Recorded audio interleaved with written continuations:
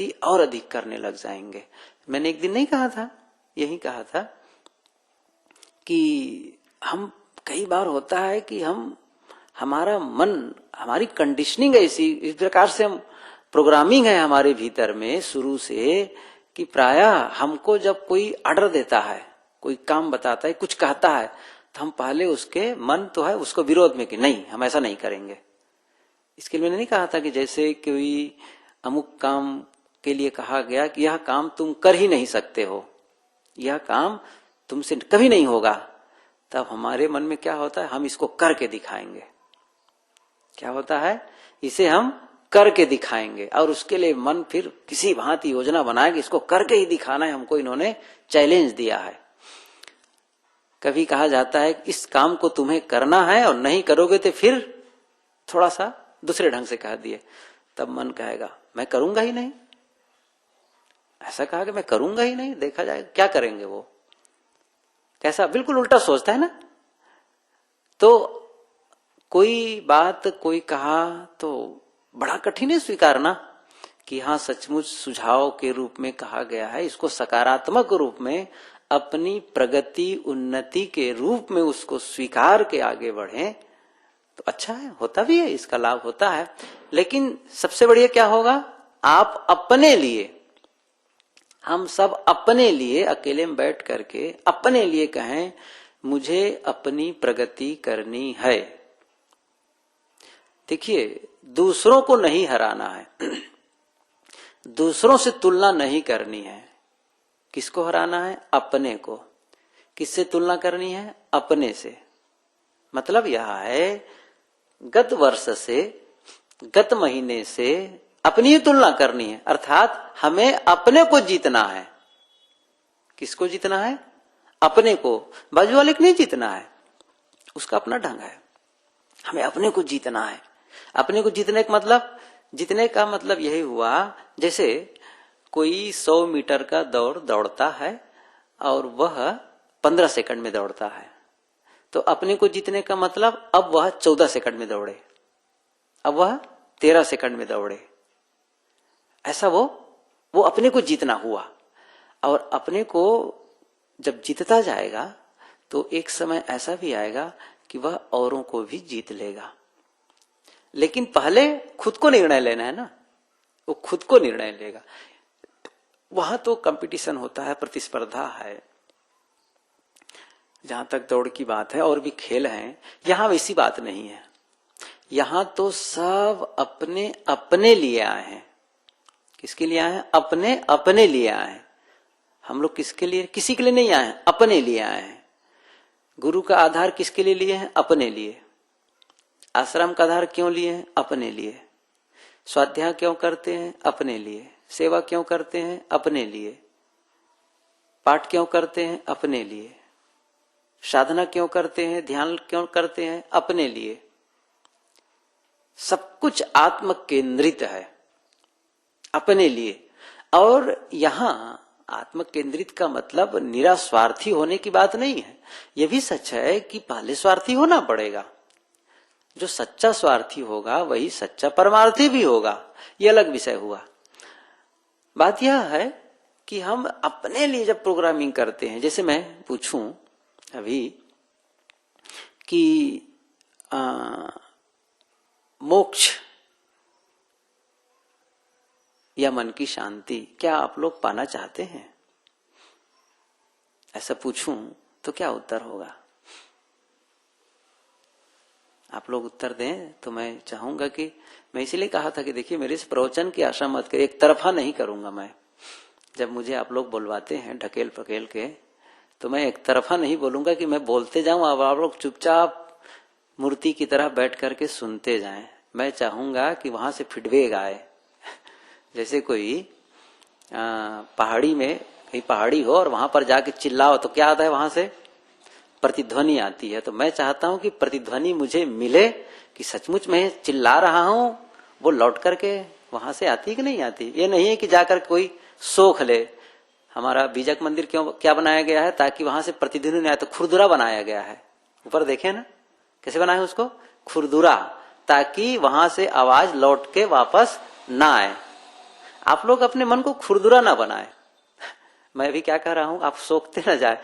कई बार होता है हमको सोखना पड़ता है, जैसे गुरुजी बोले तो सोखते जाइए। उस समय क्या करना है, सोखता पेपर होता है ना, स्पंज पानी में रख दो, स्पंज पानी सोख लेता है। तब उस समय आप क्या बन जाए, स्पंज बन जाए और उसको साफ सोख लें खट से। लेकिन अब तब होता क्या है, उस समय क्या होता है, उस समय तो आदमी चिकना बन जाएगा, नहीं सोखना है, नहीं सोखना है। अब मैं कह रहा हूं क्या, वापस करो। तो मैं पूछ क्या रहा हूं, आप सब क्या मोक्ष चाहते हैं? कौन कौन चाहता है? कोई नहीं चाहते? सबको डर लग रहा है कि हाथ उठा देंगे सही मोक्ष में जाना पड़ जाएगा। उत्तर तो सबके लिए ओके ही है। ऐसा नहीं है कि यहां कोई बैठा हो और सहायगा कि, तो आप लोग अब ऐसा करिए एक काम, मैंने आप लोगों को एक डायरी दी है ना, उसको कहते हैं स्पाइरल पैड। कलम तो सबके पास होगी ही, तो वहां लिख लीजिए कि हम सब क्या चाहते हैं। आप जो भी चाहते हो, मन की शांति, मोक्ष क्या है, तो उसके बारे में लिखें कि ये क्या है। हम कैसे जानेंगे कि हम मोक्ष हो गए, हमारा मिल गया, हमको मोक्ष मिला, कैसे जानेंगे?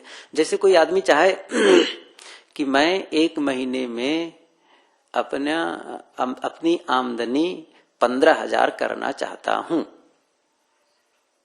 अपनी आमदनी महीने में 15,000, छोटा आदमी इसलिए 15,000 सोचता है, बड़ा होगा तो 15 लाख सोच सकता है, और बड़ा होगा तो 15 करोड़ सोच सकता है। लेकिन हम तो एक उदाहरण के लिए कह रहे हैं, 15,000 आमदनी चाहता हूं, ठीक है। अब वो महीना भर कमाया, तब उसको पता चल गया ना कि 15 मिला कि 14 मिला कि 16 मिला, क्या हुआ? तो वो चूंकि वो मूर्त है, और हम लोगों की साधना क्या है, अमूर्त है, अदृश्य है, तो उसको नापा जा सकता है। लेकिन यहां नापना बड़ा कठिन है, और नापा नहीं जा सकता है, इसीलिए साधना में बड़ी कठिनाई है। इसीलिए अपने को जब नहीं नापते हैं ना, ठीक है चल रहा है चल रहा है, तो ऐसा कुछ बनाएं जिससे कुछ नाप सके। तो उसके लिए मैं एक दूसरे ढंग से उसको बताना चाहूंगा। पहली बात तो यही है कि उसको आप लिखें कि एक परिभाषा दे, कल्याण किसे कहते हैं। आप प्रश्न लिख लें और उसका उत्तर लिखें। कल्याण आप किसे मानते हैं? आपकी मानसिक दशा कैसी होगी? आपकी मानसिक दशा कैसी होगी जिस कल्याण की आप अभिप्सा है मन में, और जिस मोक्ष के लिए आप घर द्वार परिवार गांव समाज सब छोड़ करके आए। नहीं चाहिए मुझे ये परिवार, नहीं चाहिए मुझे गांव, क्या चाहिए? मन की शांति। कहां मिलेगी? यहां मिलेगी। और भी कहीं जा सकते थे, हरिद्वार में भी जा सकते थे, अयोध्या भी जा सकते थे, यहीं कई आश्रम में जा सकते थे। कई कारण है, चाहे परिचित के रूप में रहे हों या पहले जानते रहे हों, चाहे जिस कारण से आए। क्यों आए? मन की शांति के लिए। आपको ये लगा कि इस पूरी दुनिया में यदि हमारे लिए मन की शांति की कहीं जगह है तो वो कहाँ है? यहां है। यहां रहकर हम अपना वह काम कर सकते हैं जो हम चाहते हैं। तो फिर वो मन की शांति आप जब प्राप्त कर लेंगे तो आपकी मानसिक दशा कैसी रहेगी? किसके लिए कल्पना करते हैं? जैसे कोई आदमी, मैं फिर से बताऊं उस चीज को, कि जब वो समझेगा एक आमदनी निश्चित सोचा। कई लोग होते हैं ना, जैसे नौकरी करते हैं, नौकरी करते करते फिर एक मन में क्या हुआ, अब कुछ दिनों के बाद रिटायरमेंट होने वाला है। तो पहले से क्या सोचेगा, रिटायरमेंट हो जाएगा ना तो मैं वहां घूमने जाऊंगा, ये काम करूंगा, वो काम करूंगा, सब उसकी प्लानिंग होती, प्री प्लानिंग करते हैं। क्या करते हैं? Pre planning. हम लोग भी सब करते हैं, प्री प्लानिंग करते हैं, कार्यक्रम का तैयारी करते हैं, प्री प्लानिंग करते हैं कि ऐसा ऐसा करना है, ये करना है, अमुक दिन ये करना है, अमुक दिन ये करना है, रोज बताया ही जाता है। भंडारी जब जाता है भोजनालय में, उनको कहा दिया गया अमुक अमुक आइटम बनाना है, 5-10 आइटम ये है, तब वो क्या करता है, इसको पहले बनाओ, इसको पहले बनाओ, पहले तो वो क्या करता है, एक प्री प्लानिंग कर लेता है। फिर वो बन जाएगा तब हाँ ऐसा हो जाएगा, वैसा हो जाएगा। एक ढंग से वो देखता है इसलिए क्या करना है, आपको देखना है मन की आंखों से कि आप क्या होने वाले हैं उस समय। ये उदाहरण मैं कई बार दिया करता था, अभी भी देता हूं। ऋषि यहां शायद बैठा होगा, वो जो लिख रहे थे ना बीजक मंदिर, वो लिखा है वहां बीजक मंदिर के सामने ऊपर गेट में बीजक मंदिर। तो शुरू में क्या किया, वो एक नक्शा खींचा ऐसा थोड़ा थोड़ा। तो कितने हमारे साथी आकर कहे बहुत बेकार दिख रहा है, तो कैसा कैसा दिखता है, बड़ा विचित्र, तो ठीक नहीं है। अब बात तो सही है, वही है ना अकबर बीरबल वाली कथा कि इसको कहां कहां इसमें गड़बड़ी है आप लोग बताएं। तो वहां पर टिक लगाते लगाते लगाते उस चित्र को विचित्र कर डाले। अब फिर से कैनवास मंगाया गया और फिर से चित्र रखा गया, कहा इसमें जहां गलत हो वहां सुधार दो। तो कोई हिम्मत नहीं है, गलती बताना तो सरल है, सुधारना तो बहुत कठिन है, वो तो अलग बात है। मैं एक परिप्रेक्ष्य में कहता हूं कि तुम उसको कई बार कहा देते। मैंने उनको बुलाकर पूछा, ये बताओ कि तुम्हें दिख रहा है लिखने के बाद कैसा दिखेगा, कैसा है, एकदम मुझे पता चल रहा है कि लिखने के बाद बड़ा सुंदर लगेगा वो, और ऐसा दिख रहा है, मैं इसको अभी देख रहा हूं, कैसा वो दिखेगा उसे मैं अभी देख रहा हूं। कोई मूर्तिकार होता है ना, तो मूर्ति पत्थर है, उसके सामने अनगढ़ पत्थर रखा है, तो पत्थर में काम शुरू करने के पहले वह उस पत्थर में मूर्ति देख लेता है। और ये मूर्ति नहीं देख पाएगा तो मूर्ति नहीं बना पाएगा, ये सच है। इंजीनियर घर को नहीं देख पाएगा बनने के पहले कैसा घर दिखेगा, तो फिर वो घर नहीं बनवा पाएगा।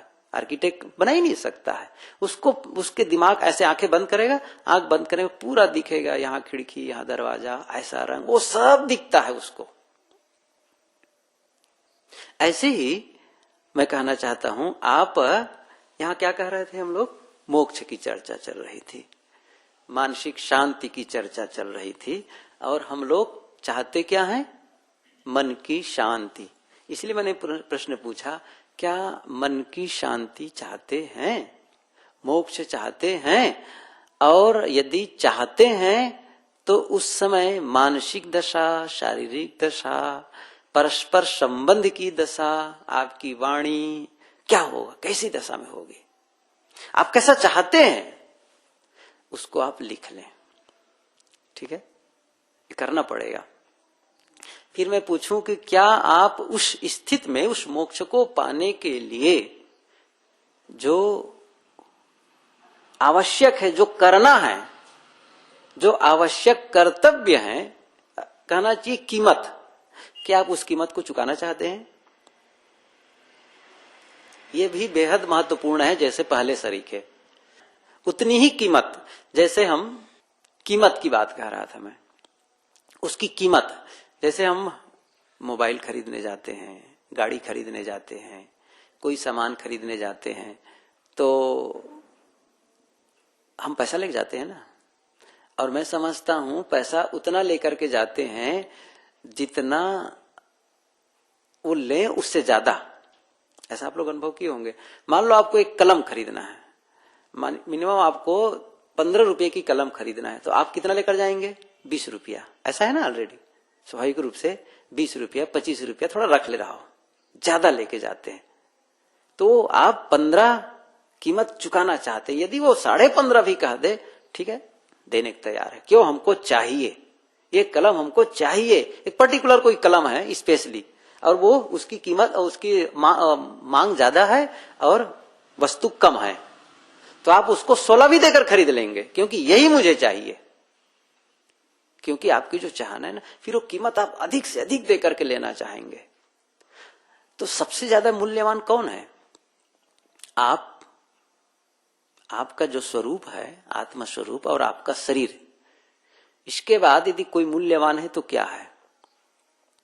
वो आपकी मन की शांति है। कितना मूल्यवान है ये?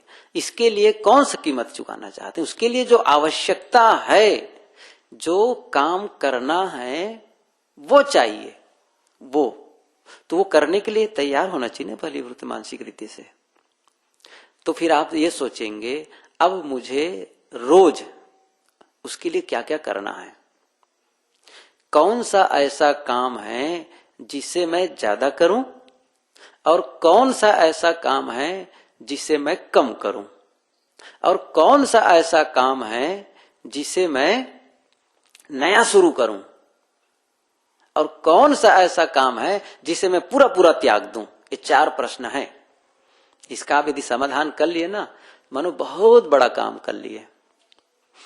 लेकिन तब है इसके लिए काम अलग से क्या है, ऐसे नहीं चलता है। सचमुच उसमें आप लोग कापी लाकर बैठें, इसका एक सिस्टम हो, फिर उस पर कार्रवाई हो, पूछ परछ हो, तब एक्टिव होंगे। अभी कह दूंगा ना तो मुझे विश्वास है इसमें से 3 या 4% लोग लिखेंगे जो कह रहा हूं उसको। कल पूछ लेना, मैं अल्टीमेटम दे रहा हूं, हो सकता है कुछ लोग बढ़ जाएं लेकिन 3% लोग शायद लिखेंगे, ज्यादा नहीं लिखेंगे। 50 लिख ले माने तो बहुत बड़ी बात हो गई, नहीं लिखेंगे।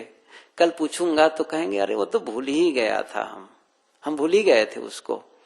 फिर कहेंगे अच्छा अच्छा कल से लिखेंगे।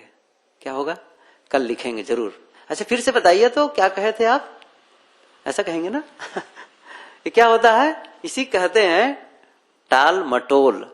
एक दिन मैंने कहा था ना, टाल मटोल, टाल मटोली। नहीं लिखेंगे। पहली बात कहेंगे साहब पता नहीं वो कहां रखा हूं, उस पेड़ को तो मिला ही नहीं, दिन भर खोजता रहा। तब बाजू वाले से कहेंगे अरे यार क्या लिखा है था जरा बताओ तो। है ना मानसिकता हम लोगों की। अब हम क्या चाह रहे हैं और कितना बड़ा काम संसार में हम लोग सब मानते हैं कि सबसे बड़ा काम वो है। कौन सा काम, वही जिसके लिए हम लोग यहां तक कूद फांद के आए हैं। कैसे आए हैं, कूद फांद कर, कहना चाहिए ना, एकदम छलांग लगा करके लोगों के सामने कि हम बड़े त्यागी, ऐसा कहते हैं ना हम बड़े त्यागी, ताकि सबको छोड़ के आए हैं। और उसका क्या काम है पता है, कितनी बड़ी कीमत उसके लिए चुकानी पड़ेगी। तब हम टाल मटोल कर रहे हैं। तो इसलिए मैं कहता था कि उसके लिए जब लाएं, काम करें, पूछ परछ हो, इसलिए मैं कहता जवाब तलब हो, थोड़ा बातचीत हो, पूछो। आप लोग वैसे ही मानसिक रूप से तैयार हो, यदि कोई बात है तो हम पूछेंगे, कहेंगे, तो एक ढंग से तब वो भीतर से फिर एक एनर्जी आएगी कि हाँ ऐसा करना है, वैसा करना है। तो मैंने 4 पॉइंट आप लोगों को दिए थे, अभी शायद वो फिर से भूल जाएंगे। तो पहली बात तो पहला काम क्या करना है कि आपको ये सोचना है कि मैं यहां क्यों आया हूं, मैं यहां क्यों आया हूं, किस लिए आया हूं। फिर क्या होगा कि यदि आया हूं तो उसके लिए मुझे कीमत चुकानी है। तो कौन सी कीमत, हाँ उसके बारे में उसकी परिभाषा लिख लीजिए। मेरी मानसिक दशा कैसी होगी। देखिए लिखने का मतलब होता है दिमाग के साथ बातचीत करना। ये बहुत काम देता है, लिखना बहुत इतना आवश्यक है, लिखना इतना आवश्यक है। अब कल्पना करें जैसे हम लोग के आश्रम है, आश्रम में जब खरीदे हैं जमीन तब पैसा दे दिए जमीन वाले को। जमीन वाले ने कहा ठीक है महाराज जी रख लीजिए अपनी जमीन, आप पैसा दे दिए, आप जमीन में बैठ लीजिए, अब मानेंगे हम लोग।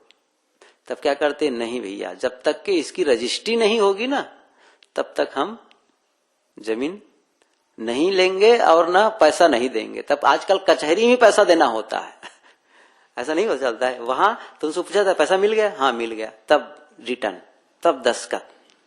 इतना कठिन है लिखने का मतलब। और न लिखा जाए ठीक है रख लो, ऐसा नहीं चलेगा। आप लिखने के महत्व को समझो, इस चीज को आप लिखने का मतलब उसको आप देखेंगे ना, उसका क्या करें, देखेंगे और पढ़ेंगे तो आपके दिमाग में वो बात आएगी। मन में है, आप ही ख्याल करें, कभी कोई पुस्तक पढ़ते हैं, कभी कोई प्रवचन सुनते हैं। कई बार ये तो मुझे भी अनुभव है, आप लोगों को भी अनुभव होगा, गुरु जी प्रवचन सुन रहे हैं और सुनते सुनते एक अच्छे विचार उसके साथ आ जाता है, बढ़िया विचार मन में आता है कि बहुत बढ़िया विचार है, और इसको ऐसा लगता है कि ये मन में आ जाए। प्रवचन खत्म हुआ, कुछ इधर उधर की बातें हो गई, भोजन पानी हो गया, सब हो गया। बहुत ख्याल करते हैं कि उस समय क्या सोचे थे, क्या सोचे, क्या बात है, उफ वो बहुत दिमाग लगाते हैं। बहुत मुश्किल से फिर उसको ख्याल आया तो लिख लिया, नहीं फिर वो मन के स्लेट से पूछ जाता है। पुस्तक पढ़ते पढ़ते भी कई बार बात आती है, अच्छा इसको पढ़ लूं उसके बाद लिखूंगा, ऐसा होता है। लेकिन बातें वो भूल जाती हैं, कई बार भूल जाती हैं। फिर उसको बहुत दिमाग को इतनी उसमें वो करना पड़ता है, धक्का देना पड़ता है, तब आता है। ये शायद अनुभव सबको होगा। तो क्या होगा, आप जब लिख लेंगे ना तो उसको फिर से पढ़ेंगे। अब फिर से पढ़ेंगे तो उसमें बदलाव भी कर सकते हैं कि नहीं इसको ऐसा करना है, इसको ऐसा है। और कहीं रोज पढ़ने लग गए उसको, रोज उस पर कुछ लिखने लग गए, तब देखिए फिर प्रगति कैसे होती है उसको। तो फिर कौन सा काम बढ़ाने, इस पर भी कहा था कि 4 ऐसा है, सूत्र है कि कौन सा काम मैं ज्यादा करूं और कौन सा काम कम करूं, कौन सा नया काम शुरू करूं और कौन सा ऐसा काम है जिसको पूर्ण विराम दे तो बिल्कुल नहीं करना है। ये 4 बातें हैं। कौन सा ऐसा काम है जिसको मुझे करना ही नहीं है। इसलिए आपको अपने कामों को प्राथमिकता के आधार पर निर्णय करना चाहिए। ये महत्वपूर्ण है और ये कम महत्वपूर्ण है। इसलिए पहले भी दिन कहा था मैं, इसको बहुत महत्वपूर्ण है। ये आपके समय बेहद महत्वपूर्ण है। आपके पास जो समय है ना, ये जो समय है यह दोबारा नहीं मिलता है और यह उधारी में नहीं मिलता है, न खरीद कर मिलता है और सबके लिए बराबर होता है और किसी को क्षमा नहीं करता। ये किसी को क्षमा नहीं करता। आप कौन हैं इससे फर्क नहीं पड़ता है, बस आपको दिन भर में 24 घंटे का समय मिलता है, 1440 मिनट। हर मिनट का महत्व, आप 1 मिनट यदि कहीं लगा रहे हैं, आप अपनी जिंदगी लगा रहे हैं उसमें। ध्यान दीजिए, समय का मतलब है जिंदगी। आप समय लिख लीजिए, उसके बाद 2 लाइन बराबर खींच दीजिए, इक्वल का 2 ऐसा बराबर, उसके बाद लिखिए जिंदगी। समय माने जिंदगी, समय माने जिंदगी। तो आप यदि 1 मिनट कहीं निवेश कर रहे हैं, इसका मतलब आप उसमें जिंदगी डाल रहे हैं। क्यों? उस चीज को आप दूसरी जगह नहीं कर सकते हैं। जैसे यहां पर अभी 2 घंटे सत्संग सुन रहे हैं, मतलब बैठे हैं सत्संग हाल में, तो 2 घंटे के यहां निवेश किए ना, यहां पर आप 2 घंटे यहां पर लगा रहे हैं। तो आप कहेंगे इसी समय में 2 घंटे में मैं चौक जाकर के अमुक सामान भी खरीदूंगा, नहीं कर सकते हैं। तो आप अपनी जिंदगी लगा रहे हैं, 2 घंटे दे रहे हैं। कितना महत्वपूर्ण है वो 2 घंटा आपके लिए। अब आप सोचिए आप उसको कहां कहां लगाते हैं। हर घंटा 1 मिनट, 1 महान मिनट, महान 1 मिनट से ही क्या बनता है, महान 1 घंटा। और महान 1 घंटा से ही क्या बनता है, सब जुड़ते जुड़ते 1 दिन। और महान 1 दिन से क्या बनता है, 1 सप्ताह। फिर सप्ताह से क्या बनता है, महीना। महीना से एक महान 1 महीना, उसी से आओ ऐसा ऐसा करते करते 1 वर्ष। और फिर वर्षों से ही हम क्या बनती है, हमारी जिंदगी बनती है। हम अपनी जिंदगी के एक प्रकार से शिल्पकार हैं। हमारे ऊपर निर्भर करता है हम इसको कैसे गढ़ें। जैसे कुम्हार होता है ना, तो कुम्हार क्या करता है, चक्र के ऊपर में मिट्टी रखता है। अब वो मिट्टी को किस रूप में गढ़ रहा है, घड़ा बना रहा है कि वह दीपक बना रहा है कि गमला बना रहा है कि वो कुल्हड़ बना रहा है, क्या बना रहा है, वो कुम्हार के ऊपर है ना निर्भर। मिट्टी स्वतंत्र नहीं है, कुम्हार स्वतंत्र है, वो मिट्टी को गढ़ता है। ऐसे ही हम अपने जीवन का हम शिल्पकार हैं। हम अपने आप को गढ़ सकते हैं कि हम क्या बनना चाहते हैं। आप मैकेनिक बनना चाहते हैं, गढ़ सकते हैं। आप अच्छे वक्ता, अच्छे गायक, जो भी हो, अच्छा मन वाला बनना चाहते हैं, संयमित जीवन कैसा चाहते हैं, ये तो आपको ही निर्णय करना पड़ेगा ना। आप क्या चाहते हैं, क्या बनना चाहते हैं, क्या करना चाहते हैं, इसका निर्णय कौन लेगा, केवल आप, केवल आप। जब आप स्वयं उसका निर्णय लेंगे तो फिर आप अपने से मानो वादा किए। लिखना मतलब एक प्रकार से वादा करना होता है, कमिटेड, कमिटमेंट, वादा जो निभाया ही जाएगा, हर हालत में निभाया जाएगा, इसको कहते हैं कमिटमेंट। हर हाल में निभाया जाएगा। तो आप अपने से वादा करेंगे, तो वादा करेंगे तो फिर आपको बार बार ढकेलना नहीं पड़ेगा। नहीं जी करो जी, नहीं जी पढ़ो जी, नहीं जी ध्यान में बैठो जी, ये ढकेलना नहीं पड़ेगा। फिर ढकेलना क्यों पड़ता है, आप अपने से वादा नहीं किए हैं। सबसे बड़ी बात यह है, आप अपने से वादा जिस दिन करेंगे, 30 दिन, उसी दिन से आपको क्यों, आपको फिर वो ख्याल आएगा, मैं क्यों आया हूं, मैं मन में कैसा चाहता हूं, कैसा मन वाला बनना चाहता हूं, ऐसा चाहता हूं, ये मन हो, वो जो है ना वो ढकेलेगा फिर आपको। कारण ढकेलता है, कारण हमको, वो बाधाएं फिर बाधाएं नहीं रहती, हम रास्ता बदल देते हैं। क्यों? हमको कारण, वो कारण है इसलिए। जैसे मुझे यहां से 9 बजे ट्रेन पकड़ना है, 9 बजे ट्रेन पकड़ना है। कल की ही घटना देखो ना, कल जा रहे थे 9 बजकर कुछ मिनट पर ट्रेन थी, अब यहां से गए, टेम्पो नहीं आए, क्या करे, चलो कंधा में लाद करके चल पड़े। कैसे भांति यहां से गाड़ी गई, चलो गई, फिर गई, रास्ता जाम है, अब क्या करिए, दूसरे रास्ते से गए, 25 रुपया ले, 25 रुपया, क्यों? वो कारण था, गाड़ी पकड़ना है। अब कारण नहीं होता, ठीक है, जैसे अब सामान्य रूप से गए, बड़ी भीड़ है, नहीं जाएंगे, छोड़ो ना, कल चले जाएंगे, लेकिन नहीं, हमको जाना है, तो वो कारण आपको ढकेला और आपको फिर वहां पहुंचा दिया। वो बाधा, फिर आप बाधा नहीं माने उसको, रास्ता में कहीं बाधा था, रास्ता बदल कर गए। क्यों? वो बेहद महत्वपूर्ण है, वो कि आप कहां जाना चाहते हैं, आपने निर्णय किया। इसी प्रकार से वो कारण आपको ढकेलेंगे आपकी मानसिक शांति के बारे में, आपके मोक्ष के बारे में, जो आपने एक चित्रण बनाया है, वो आपको ढकेलेगा। और नहीं बनाएंगे तो फिर क्या होगा, फिर कोई बात नहीं, हो तो ठीक, ना हो तो ठीक, चलेगा, यह भी ठीक, वह भी ठीक, करें तो ठीक, पढ़ें तो ठीक, ध्यान करें तो ठीक, साधना करें तो ठीक, न करें तो ठीक। क्यों? कोई ऊर्जा नहीं है ना भीतर में उसको पाने के लिए, अंदर से कोई ऊर्जा नहीं है कि वो ढकेले आपको, इसलिए कारण चाहिए उसको। तो मैंने क्या कहा कि आप एक निश्चित उद्देश्य के लिए है, तो आप अपने समय को फिर जो कम महत्वपूर्ण या अनावश्यक में आप बर्बाद नहीं, क्योंकि आपको उसके लिए है, आप कहेंगे मैं इसके लिए हूं, मेरी जिंदगी उसके लिए समर्पित है, मेरा काम, मेरा मन, मेरा टाइम उसके लिए है, उस मानसिक शांति के लिए जिसके बारे में आप लिख रहे हैं, जिसके बारे में वादा कर रहे हैं और जिसके लिए सब कुछ छोड़ करके आए हैं, वो महत्वपूर्ण है, न कि छोटे छोटे किसी प्रसन्न करना है, किसी कुछ करना है, किसी से और कुछ करना है, ये साधारण है, उसको नहीं करें तो न, या आपके पास में बहुत टाइम मिल गया तो उसको आप कभी कर सकते हैं।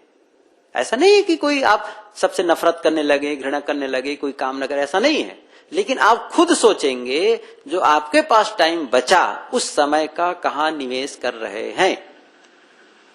एक समुद्र किनारे ये था लाइट हाउस, प्रकाश घर।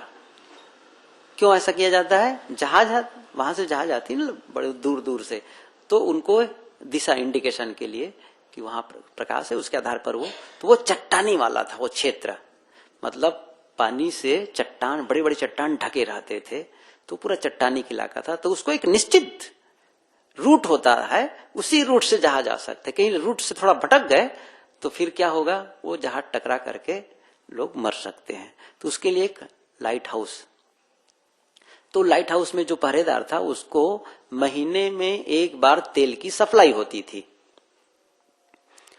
तो चूंकि वो समुद्र किनारे से नजदीक ही था, तो गांव कुछ आसपास के लोग भी उनसे मिलने जाते, बातचीत करते, और ऐसा आपस का उनका संबंध हो गया था। तो फिर क्या हुआ, ऐसी बातचीत करते करते एक दिन एक महिला गई और कहे कि थोड़ा सा मुझे तेल दे दो। महीने में एक बार उनको तेल मिलता था, इस बात को ध्यान रखिए, महीने में केवल एक बार उनको तेल दिया जाता, ताकि वो लगातार वो मशाल जलाया करे। तो थोड़ा से आप तेल दे दें ताकि मेरे घर में लोग, थोड़ा से ठंडी हो गई, थोड़ा गर्मी आ जाए, कुछ अमुक चीज जलाऊंगी, ऐसे कहे। तो कहा कि ठीक है भाई, ऐसा कहा कि उनको दे दिए। कुछ दिन के बाद एक पिता आया और कहा कि आप मुझे एक दीपक जलाना है, इसलिए आप थोड़ा सा तेल दे दें। उनको भी दे दिया। थोड़े दिन के बाद एक ने कहा कि मुझे थोड़ा सा तेल दे दे, मुझे अपने गाड़ी के पहिया में डालना है, वो भी दे दिया। ऐसा ही तेल वो कुछ लोगों को दिया। महीने जब अंतिम आया थोड़ा, तो उसको लगा कि अब तेल खत्म हो रहा है, बिल्कुल हड़बड़ाया, अब तो तेल खत्म हो रहा है, क्योंकि वो टाइम से आएगा, 1 तारीख को आना है तेल अब, और 27-28 को लगा कि अब तेल खत्म हो रहा है। अब ऐसा करते करते तेल सचमुच पूरा चुक गया और वो मशाल बुझ गया। जानते फिर क्या हुआ? फिर क्या हुआ, उसी रात को कई जहाजें चट्टान से टकरा गई और कई लोग मर गए। अधिकारी आए जांच करने के लिए, बात क्या है, भी क्यों ऐसा हुआ। अब वो जब गा कर देखे तो वो जो चौकीदार था, पहरेदार था, बहुत पछता रहा था।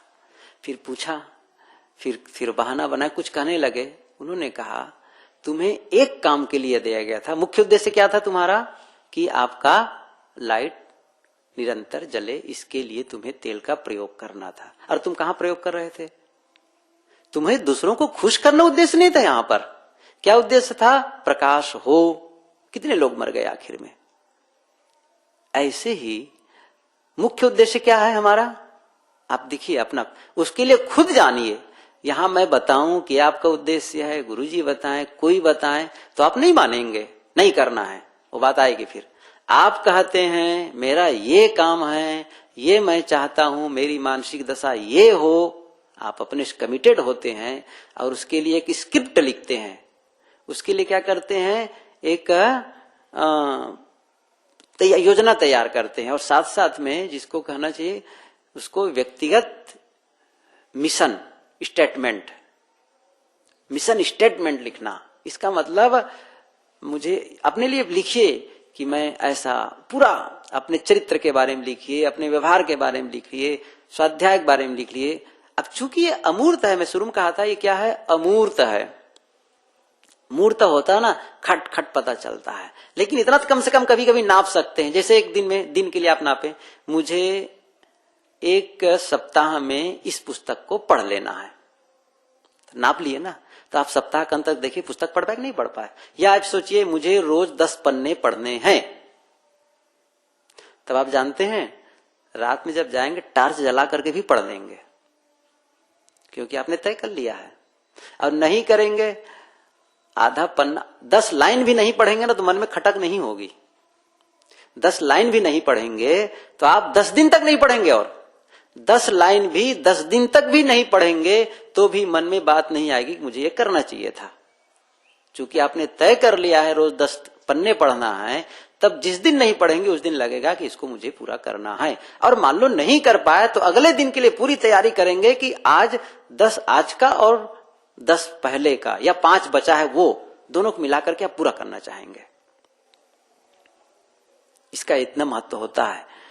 तो ये सब बातें थी, से टाइम बहुत हो गया, बल्कि ज्यादा हो गया, ध्यान का समय भी खा गया।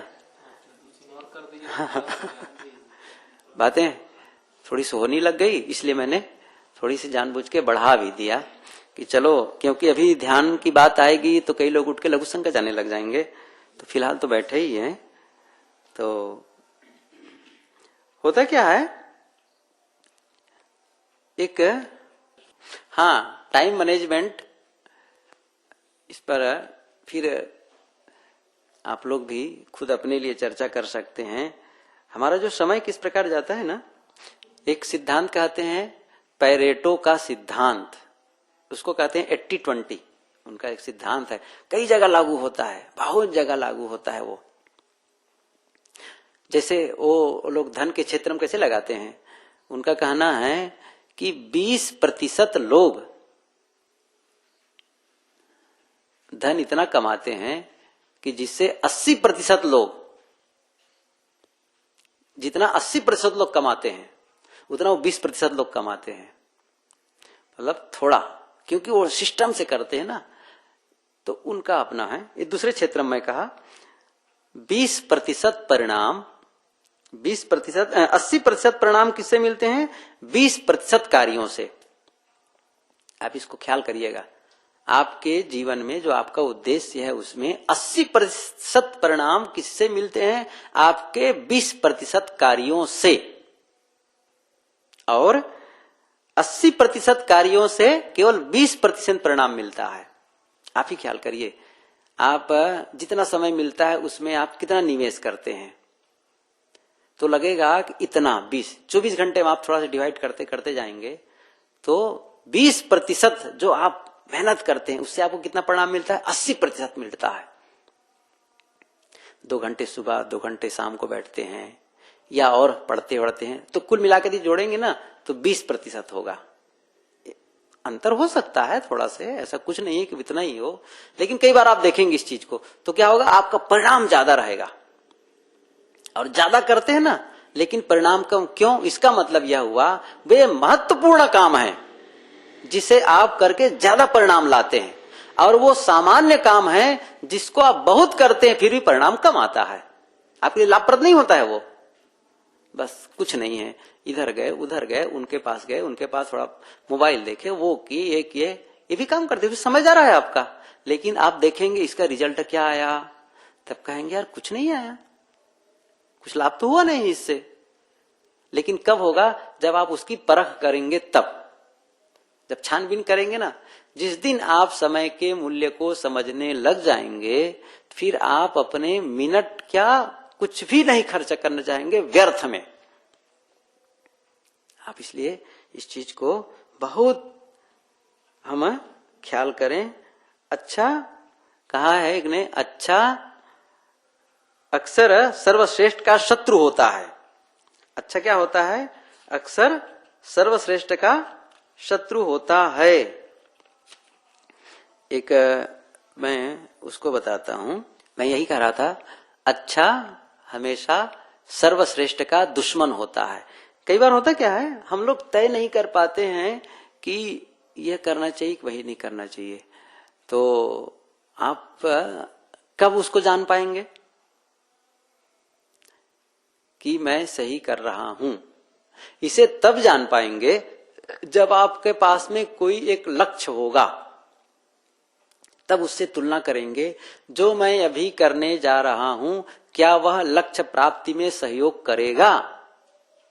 तब तो जान पाएंगे ना कि हाँ ये लक्ष्य प्राप्ति में सहयोग करेगा तो ठीक है, नहीं करेगा तो फिर ठीक नहीं है, सीधी सी बात है, निर्णय हो जाएगा उस समय। तो यदि दोनों, कई काम ऐसे होते हैं जिसको करना है तो कम महत्वपूर्ण का है, एक अति आवश्यक है, महत्वपूर्ण ज्यादा है, तो हम उसको टाल देते हैं, रुको अभी भाई इसको पहले करना है। तो कई बार होता क्या है, एकदम अंतर होता है तो साफ पता चल जाता है। अलग अलग हो, जैसे दोनों में अंतर का मतलब यह हुआ, आसानी से प्राथमिकता तय कर लेते हैं। चुनौती जब हमारे पास सामने दो अच्छी चीजों की है तो खट से हम चुन लेते हैं, और जब दोनों समान होते हैं तब चुनाव बड़ा कठिन होता है। मैं इसको थोड़ा सरल ढंग से इस प्रकार से बताना चाहता हूं, जैसे आपसे कोई पूछे आप तेल की पूड़ी खाना चाहेंगे कि देसी घी का, तो बहुत सीधा हो जाएगा ना, अरे भाई देसी घी खाएंगे, तेल की क्यों, ऑप्शन है, हमको कोई देना थोड़ा पैसा, तेल की पूरी खाएंगे कि देसी घी का, क्योंकि तुलना बहुत ऊंचा नीचे, बहुत अंतर है। लेकिन ये पूछा जाए कि आप सेवई पसंद करेंगे कि खीर पसंद करेंगे, अरे यार तब क्या होगा भाई, दोनों तो लगता है सिमिलर है ना, थोड़ा कठिन हो गया ना रसगुल्ला पसंद करेंगे तो गुलाब जामुन, थोड़ा कठिन हो गया इसको, तो बहुत अंतर है तब तो समझ आ जाता है, लेकिन जब वो होता है तो बड़ा कठिन है इसमें करना। इसी प्रकार से आपका यहाँ जैसे काम है, स्वाध्याय की बात आ गई तो बहुत अच्छा है, लेकिन कहीं पर आप किसी के लिए कोई वैसे भी कोई चर्चा किसी आपस में कर रहे हैं, अच्छा वो भी तो सुनना है, कहीं यार भी तो आवश्यक है यार, तो बड़ा थोड़ा कठिन होगा। तो आप उस समय चुनाव करिए कि ये महत्वपूर्ण है कि वो महत्वपूर्ण है। आप कोई भी काम करते हैं, किसी भी काम के लिए लेके, यहां पर तो मैं नहीं बता सकता हूं, लेकिन आप खुद चुनाव करें कि जो मैं काम अभी कर रहा हूं क्या वह मेरे समय का श्रेष्ठ उपयोग है? ये प्रश्न आपको बार बार पूछते रहना चाहिए, यह मेरे समय का श्रेष्ठ उपयोग है? आप जब प्रश्न करेंगे तो भीतर से आवाज आ जाएगी, आपका यह श्रेष्ठ उपयोग नहीं है, आप यह करेंगे तो श्रेष्ठ उपयोग होगा, पता चल जाएगा। तो आप अपना समय जहां बर्बाद कर रहे होंगे ना, आपको खुद पता चल जाएगा ये समय बर्बाद हो रहा है, पता चल जाएगा, अनावश्यक थोड़ा। तो मैंने शुरू में क्या प्रश्न किया था उसको फिर से आ जाए वापस, अब जहां से शुरू किए थे, कि मैं जैसे पूछा था कि आप लोग मोक्ष चाहते हैं, ये पूछा था, तो मैं तो समझता हूं सबका वही उत्तर रहेगा कि हाँ ऐसा ही कहेंगे, नहीं कैसे कह देंगे, यदि मन में भी हो तो भी नहीं नहीं कहेंगे, ऐसा भी हो सकता है, क्या झंझट मोक्ष वोक्ष, यहाँ खाओ पियो मौज करो, ऐसा भी मन हो सकता है, लेकिन चूंकि सब लोग मोक्ष कह रहे हैं तो एक जनी नीचे कर दें, तब उसको उत्तर देना पड़ेगा क्यों नहीं चाहते हैं, कौन झंझट में पड़े, नहीं कहेंगे। इसलिए ये तो ठीक है, तो मोक्ष चाहते हैं तो मन की शांति पाने की। तो मैं कह रहा था क्या आप लोग वह सब करने के इच्छुक हैं जिसकी मोक्ष पाने के लिए जरूरत है? क्या आप सब वह सब करने के इच्छुक हैं जिसकी मोक्ष पाने के लिए जरूरत है? मोक्ष पाने के लिए क्या जरूरत है, वह सब कुछ करने के लिए तैयार है? अब आप खुद लिख लीजिए क्या जरूरत है। आप लिखेंगे तब ना पता चलेगा क्या जरूरत है मोक्ष पाने के लिए, क्या करना चाहिए। आप जैसे मैं कहूं आप दिन का आराम छोड़ने के लिए तैयार हैं मोक्ष पाने के लिए? बड़ा कठिन होगा ना। अरे भाई दिन का आराम कैसे छोड़े, अच्छा घटा सकते हैं तो आप लिखिए अपने लिए क्या कर सकते हैं, कितना। और जो मोबाइल में हम जो फोन करते हैं, बातचीत होती है, उसके अलावा क्या हम उसको उपयोग करना बंद कर सकते हैं मोक्ष पाने के लिए? नहीं कर सकते हैं। कर सकते हैं तो इसका मतलब उसकी जरूरत एक। देखिए मैं एक उदाहरण लिखा, अपने हिसाब से लिखता हूं, ऐसा नहीं है कि जो मेरे ये सारे, मैंने एक वानगी देना चाहता हूं कि इसके आधार पर आप और भी चुन सकते हैं। क्या आप सामाजिक नियमों का सचौटी से पालन कर सकते हैं? देखिए फिर से पूछिए, फिर से अपने मन को ख्याल करिए। क्या कहा था कि क्या आप लोग सब वह सब करने के इच्छुक हैं जिसकी मोक्ष पाने में जरूरत है? मोक्ष पाने में क्या की जरूरत है, सोचा है कभी? ये तो बात हम लोग कई बार सुने, स्वाध्याय, सेवा, साधना, ठीक है, लेकिन उसको और आप वो करिए, एक्सप्लेन करिए, बिल्कुल क्लियर, रेसा रेसा बनाइए आपके लिए व्यक्तिगत रूप से। मुझे पढ़ना है, कितना पढ़ना है, कब पढ़ना है, ध्यान में बैठना है, सत्संग में जाना है, क्या करना है, उसमें मुझे ध्यान में इतने समय तक बैठना है, जाना चाहिए कि नहीं जाना चाहिए, क्यों जाना चाहिए, समय बर्बाद करना है कि नहीं करना है, ये सब करेंगे तो फिर अपने आप वो जैसे मथते हैं ना, उसको दही मथते हैं तो मक्खन अपने आप कहां आता है, कहां आता है, सतह पर आ जाता, ऊपर आ जाता है। तब आप अपने मन को जब मथेंगे ना, उत्तर कहां जाएगा, सतह पर आ जाएगा, मक्खन ऊपर आ जाएगा। इसलिए साहब ने कहा ऐसी मनन मथानिया चले रैन दिन जाए, वही बचे यही फंद से जसका तसही दिखाए। सद्गुण शतक में ये पंक्ति आप पढ़े होंगे। ऐसी मनन मथानिया चले रैन दिन जाए, तो मनन मथानी चले तो फिर वो मक्खन कहां जाएगा, ऊपर, जो पूरा फैला। ऐसे ही आपकी जो मानसिक शक्ति है, इन सारे प्रश्नों का उत्तर देने के लिए एकदम ऊपर सतह पर आकर के कहेंगे ये है, ये है, ये है, बिल्कुल खट खट खट खट आप अपने लिए लिखते जाएंगे। और नहीं तो फिर उस पर चाहे जितना कचरा ला दो ला दो ला दो, दबा है बेचारा, बिल्कुल वो शिशक रहा है ऊपर आने के लिए। क्या कर रहा है, शिशक रहा है। अब उसको ऊपर लाना है